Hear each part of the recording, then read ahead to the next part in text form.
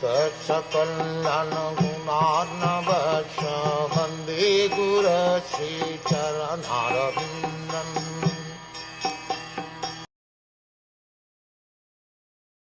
The personality of Godhead, after hearing the elephant's plea, felt that the elephant needed his immediate help, for he was in great distress.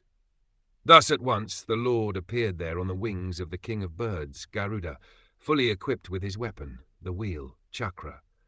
With the wheel he cut to pieces the mouth of the crocodile to save the elephant, and he delivered the elephant by lifting him by his trunk. The Lord resides in his Vaikuntha planet. No one can estimate how far away this planet is situated. It is said, however, that anyone trying to reach that planet by airships or by mine ships, traveling for millions of years, will find it still unknown. Modern scientists have invented airships which are material, and the yogis make a still finer material attempt to travel by mine ships. The yogis can reach any distant place very quickly with the help of mine ships. But neither the airship nor the mine ship has access to the kingdom of God in the Vaikunthlock, situated far beyond the material sky. Since this is the situation, how was it possible for the prayers of the elephant to be heard from such an unlimitedly distant place, and how could the Lord at once appear on the spot?